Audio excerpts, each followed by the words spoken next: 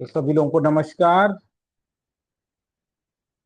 आशा करता हूं कि आप सब लोग ठीक होंगे। अब हमारा एथिक्स का क्वेश्चन चल रहा है, एथिकल डायलेमा पे। तो 125 मार्क्स जिसको भी लगाने हैं वो देख सकते हैं। What do you mean by ethical dilemma? Please list a few ethical dilemmas faced by civil servants in performing their duty. तो एथिकल डायलेमा क्या होती है? एथिकल डायलेमा सीधा सा है, आदमी के पास जब दो रास्ते हो जाते हैं, दो एक से ज्यादा ऑप्शन हो जाते हैं और उसमें से एक को चुनना होता है। और हम सब के जीवन में ethical dilemmas are phenom quite a phenomena. क्यों? क्यों फिनोमिना है? क्योंकि हमें क्या करना पड़ता है, हमको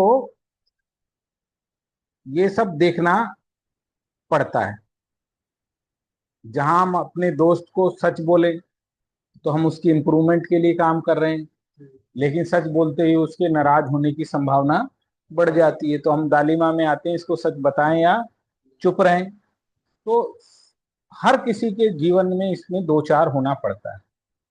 तो देखते हैं सिविल सर्वेंट को क्या दालिमा आती हैं। Do the right thing because they are right, but how will get to know what is right and wrong?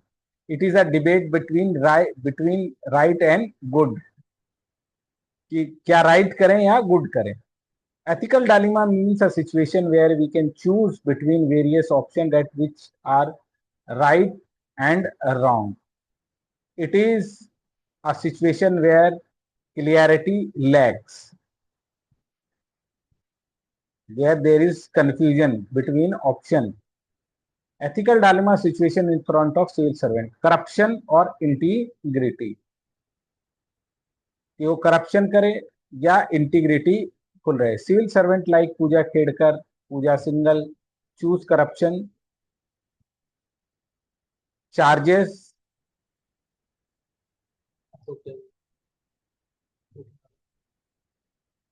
Civil servant like Pooja Khedkar single choose corruption.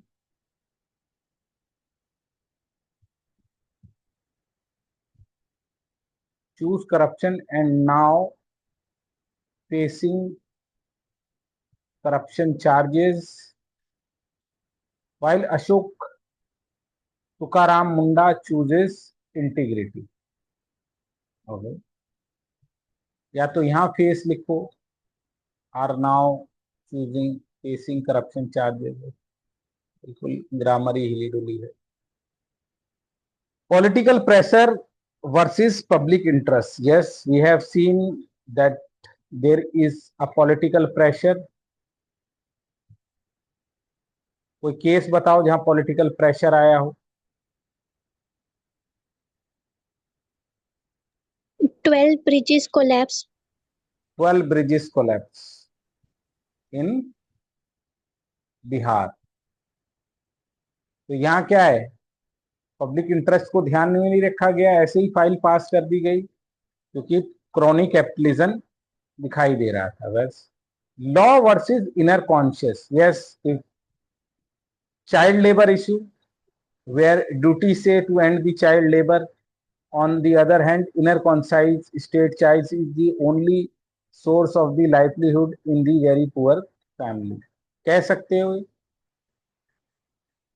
पर लॉ और inner consign के मत में क्या होता है, इसमें पॉवर्टी का एग्जाम्पल दो, वो ज्यादा अच्छा एग्जाम्पल। ये भी अच्छा एग्जाम्पल है। जैसे झुग्गियों को हटाना, उससे क्या होगा, सुप्रीम कोर्ट के ऑर्डर से अभी जो झुग्गियां हटाई जा रही हैं या डेमोनेशन ड्राइव चल रही है, डेमोनेशन ड्राइव, इसमें क्या है, लॉ में लग रहा है कि ये ठीक है, लेकिन इनर कंसाइन क्या कह रहा है, अब ये रहेंगे कहां, क्या, where they will live, they have literally no place. ऐसे ही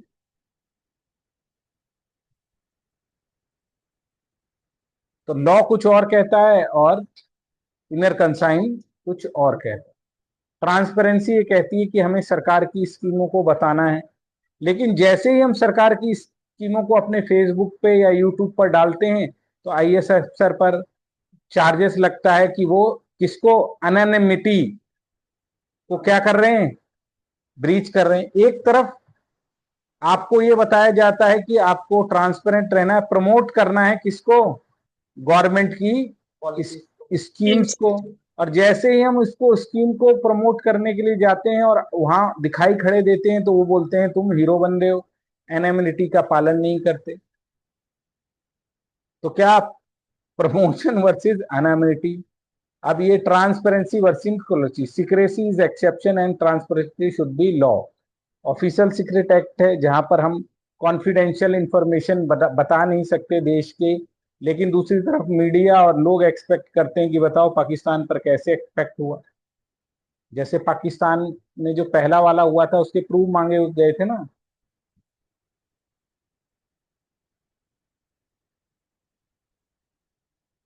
क्या मांगे गए थे?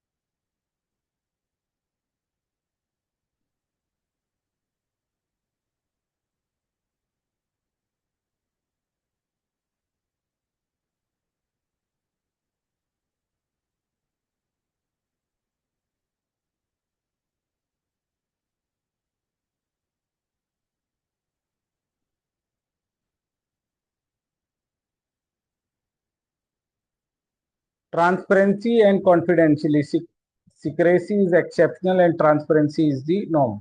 तो Pakistani attack, development versus environment concern, tracing of order to clear Telangana forest for infrastructure development rage and environmental concern. ये बहुत बड़ा इशू है कि उनको डेवलपमेंट को देखना है तो वो इन्वायरमेंट को आ जाते हैं, इन्वायरमेंट को प्रोटेक्ट करते हैं तो डेवलपमेंट में आ जाता है। तो it is, there were civil servants who choose clarity rather than dalima, such as Kerala IS put rice sacks on shoulder for food victim without hesitation. Tukaram Munde focuses multiple transparency, etc. Ethical dalimia can convert into clarity and broad view by participating virtues and transparency, integrity, objectivity, accountability, and so on. Ethic conclusion. Ethical dilemmas are the part of civil service, but an upright civil servant raised from the above from ethical dilemma।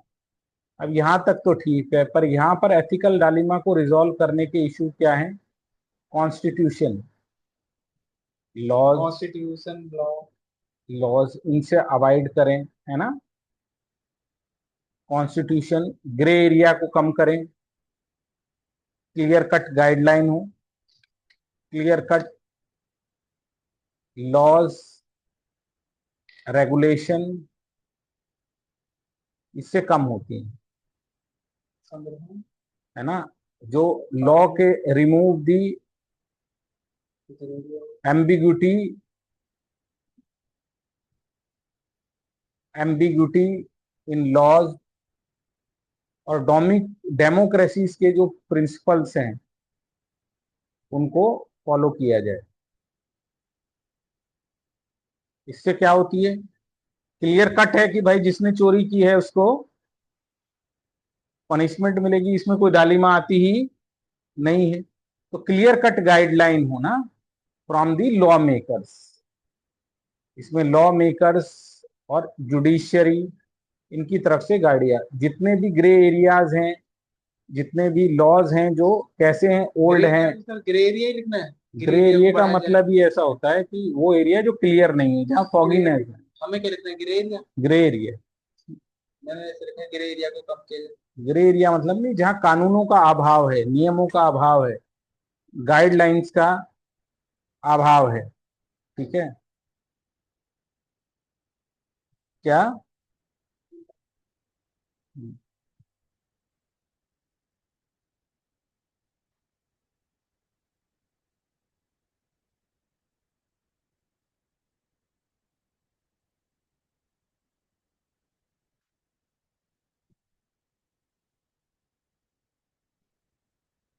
Emotional intelligence को कुछ नहीं। हाँ लगा सकते हो, virtue ethics लिख सकते हो, इसमें लिखा है प्रैक्टिसिंग वर्च्यूज। पर उसके अलावा ये सब चीजें भी लिख सकती है ना। ऑब्जेक्टिविटी, ये भी एक अच्छा है, ट्रांसपेरेंसी अच्छा है, ये भी अच्छा है। पर ये सब चीजें इसमें और इंक्लूड की जानी चाहिए। क्या बात समझ में है? उसको होगी क्यों, वो तो क्लियर कट वो देखेगा क्या, कि क्या गाइडलाइन कहती है, उसकी गाइडलाइन बता दो, उसका काम है इसको फॉलो फॉलो कर।